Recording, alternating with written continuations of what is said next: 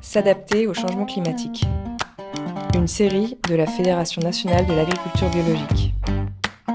Une fédération, un réseau pour accompagner, pour s'entraider, pour atténuer et pour s'adapter au changement climatique. Épisode 4. Aujourd'hui, on reste à domicile parce qu'on va faire une interview au téléphone. On va appeler Pietro Barbieri, qui est maître de conférence en agronomie systémique à Bordeaux Sciences Agro, pour un épisode bilan sur la place de l'agriculture biologique dans la transition agricole, face au changement climatique. Donc là, il est 18h et on s'est donné rendez-vous au téléphone et donc on va l'appeler tout de suite.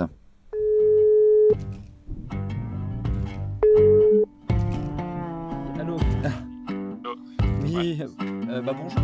Bonjour, ouais.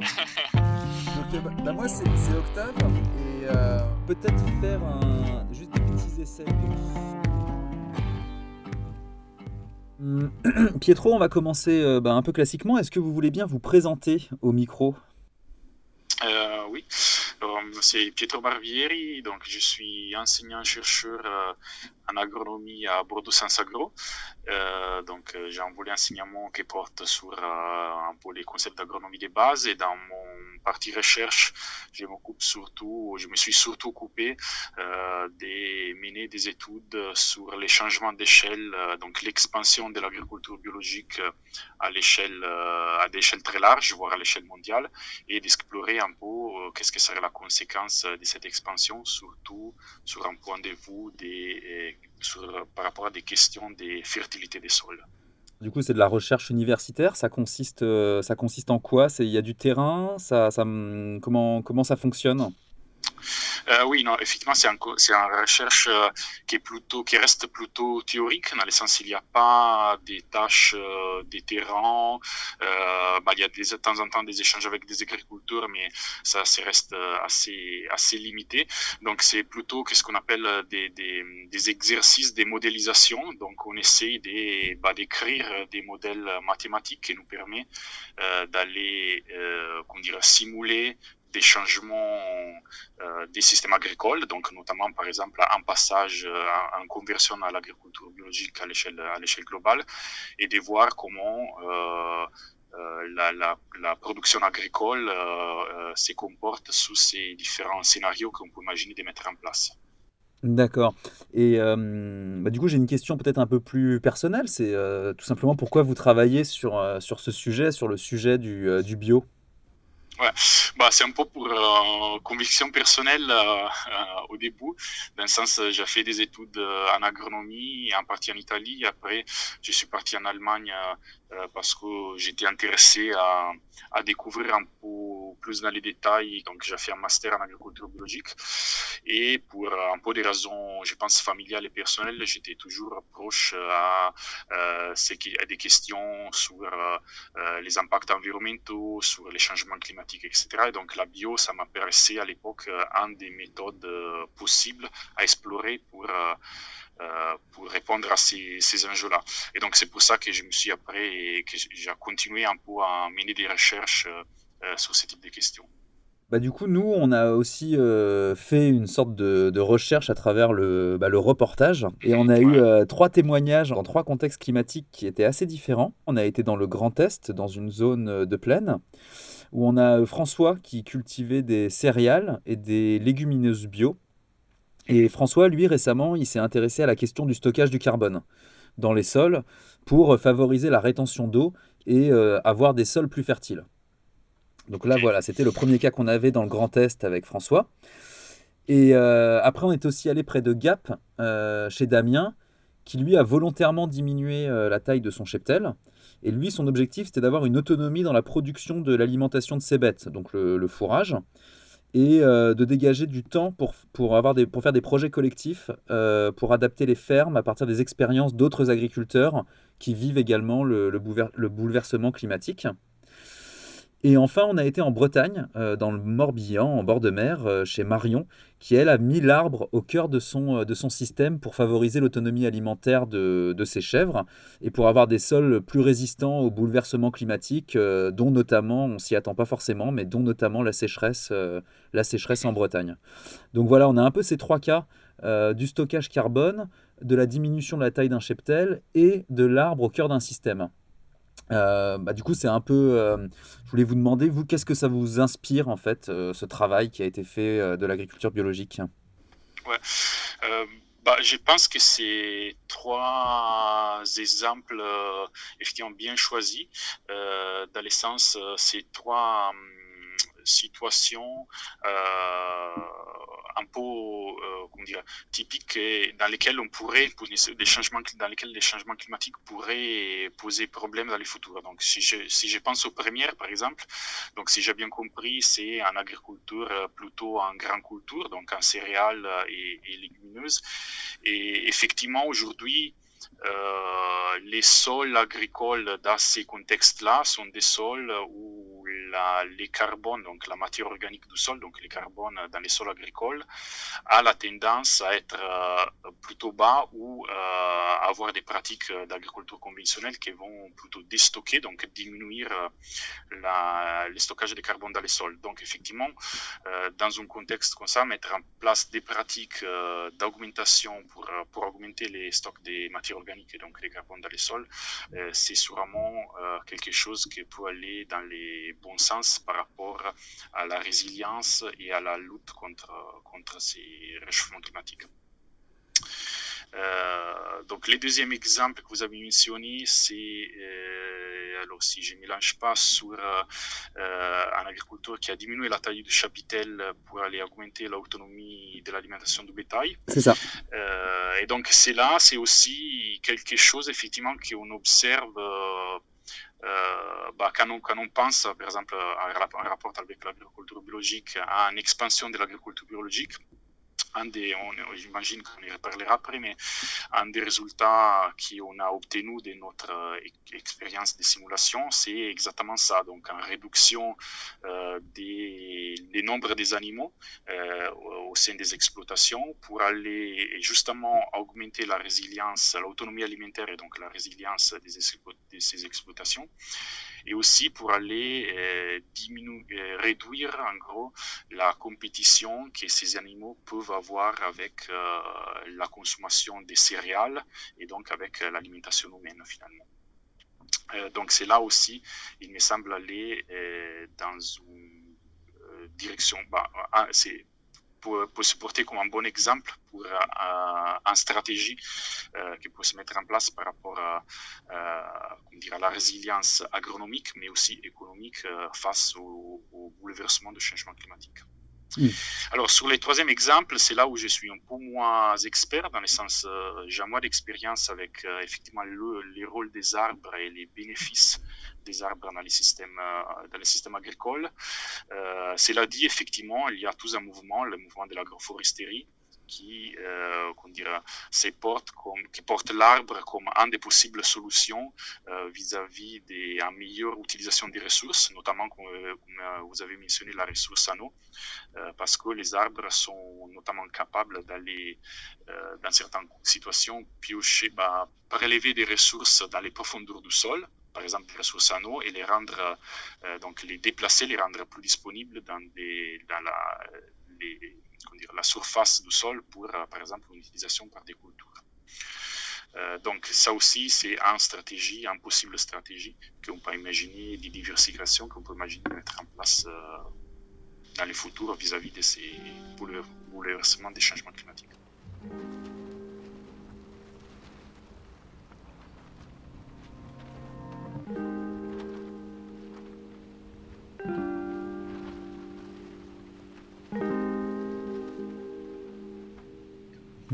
Nous, on s'est limité à ces trois exemples, le stockage carbone, la diminution de la taille d'un cheptel, l'arbre au cœur d'un système.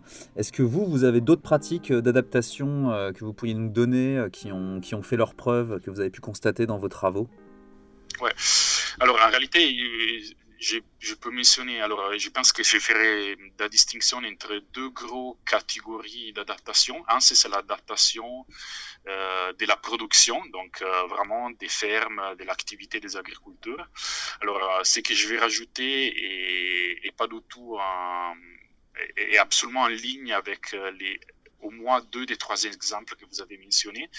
Et c'est en fait l'effet d'aller diversifier le plus possible les systèmes de culture en introduisant donc les systèmes de culture, donc les rotations de culture et les assolements aussi, surtout en introduisant par exemple des cultures fourragères qui aujourd'hui ont en partie disparu au sein des rotations, surtout des rotations en grande culture, donc des rotations des céréales en France, et aussi tout un tas de cultures qu'on appelle les cultures intermédiaires, donc ce qui sont des cultures qu'on va introduire dans les rotations des cultures par exemple entre 2 céréales ou 2 cultures principales qu'on va ensuite récolter.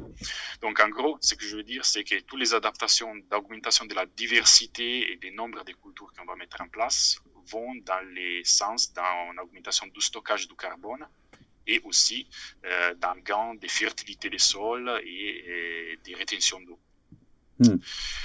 Donc ça, c'est sur les côtés, je dirais, de la production.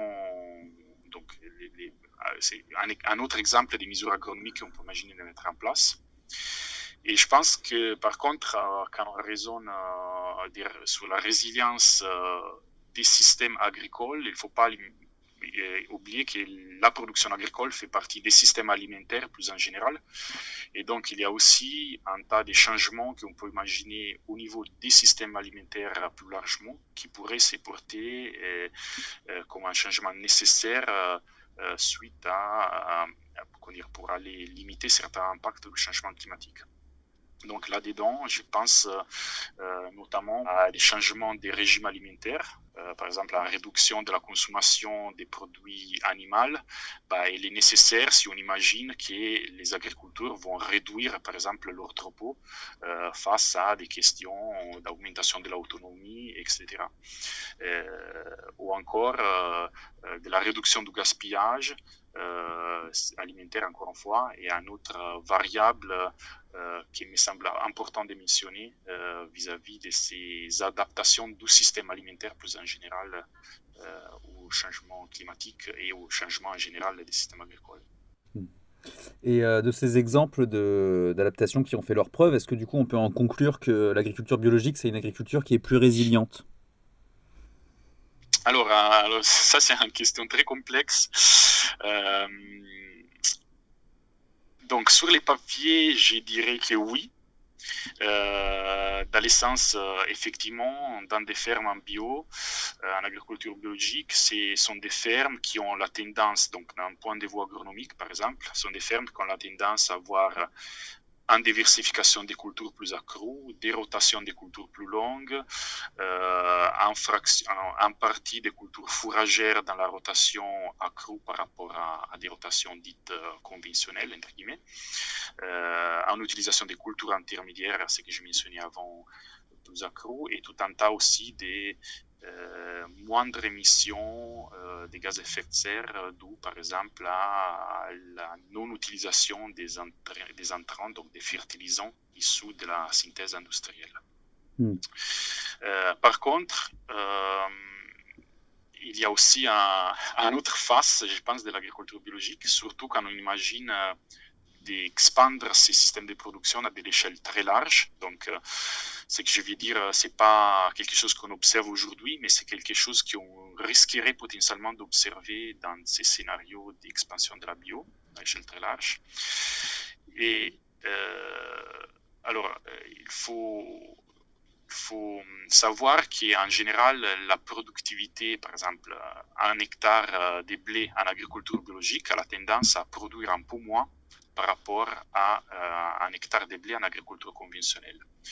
Et cela est dû au fait, justement, qu'on a tout un tas d'intrants chimiques, des protections des cultures pour la fertilité des sols, on n'a pas le droit d'utiliser en agriculture biologique. Donc, fait si que les rendements en général sont un peu plus bas en bio.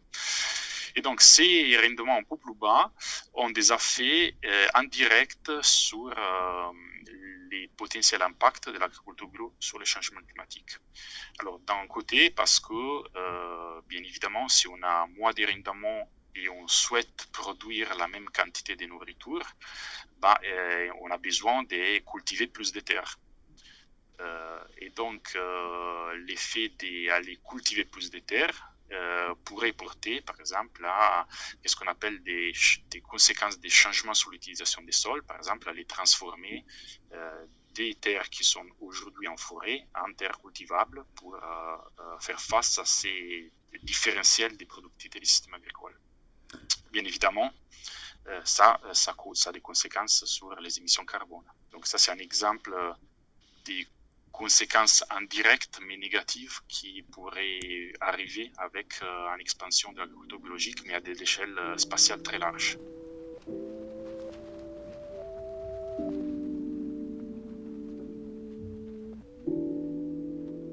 Et si on voulait éviter cet écueil, en fait, est-ce que l'agriculture biologique, elle aurait d'autres solutions pour s'adapter et pour éviter cet écueil, justement? Tout à fait. Alors, tout d'abord, je pense que les deux solutions que j'ai mentionnées avant par rapport à l'adaptation des systèmes alimentaires sont importants par rapport à l'exemple que je viens de mentionner. Donc, le fait d'aller changer notre alimentation avec des régimes alimentaires qui soient moins carnivores et moins basés sur des produits animaux et plus basés sur des produits végétaux, en général, en fait, ces régimes alimentaires-là sont des régimes alimentaires pour lesquels on a besoin d'une moindre surface agricole par rapport à des régimes alimentaires qui sont très riches en protéines animales. Et bien évidemment aussi, la réduction du gaspillage irait dans le bon sens par rapport à des systèmes agricoles qui produisent un petit peu moins par rapport à aujourd'hui. À savoir qu'aujourd'hui, on a environ à l'échelle mondiale, on a environ un quart de la production qui est perdue par gaspillage. Donc, on a quand même une marge assez importante d'amélioration par rapport à ça. Et je pense que l'autre levier, c'est d'aller diversifier encore plus les rotations des cultures en bio par rapport à ce qu'on fait aujourd'hui. Et donc, en faisant ça, d'aller limiter un peu cet écart de rendement qu'on observe aujourd'hui entre l'agriculture biologique et l'agriculture dite conventionnelle. Et si on essayait d'avoir une sorte de conclusion, est-ce qu'on peut conclure que l'agriculture biologique, ça reste quand même une solution pour que notre alimentation à vous, à moi, à tout le monde, soit moins impactante sur l'environnement? Est-ce que c'est si simple de dire oui?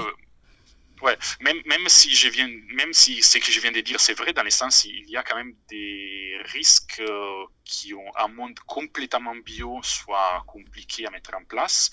Pourtant, il y a un gros marge de croissance de l'agriculture biologique. Donc, selon nos simulations, on pourrait passer, par exemple, en France, environ 9-10%. Donc, c'est la fraction des fermes bio aujourd'hui, à plus de 60% des fermes bio sans avoir des gros problèmes de productivité.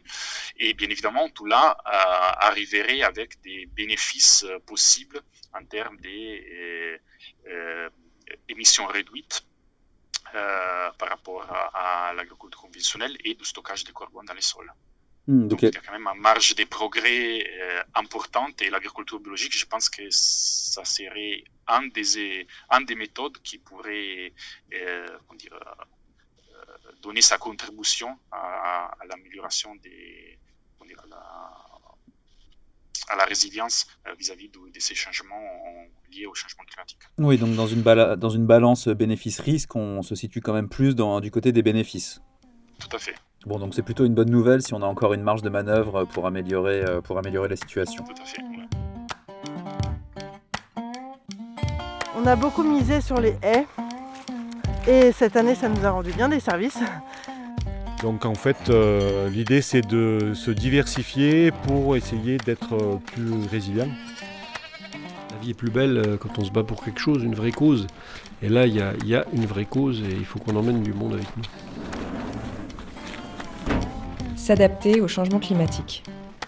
une série de la Fédération nationale de l'agriculture biologique.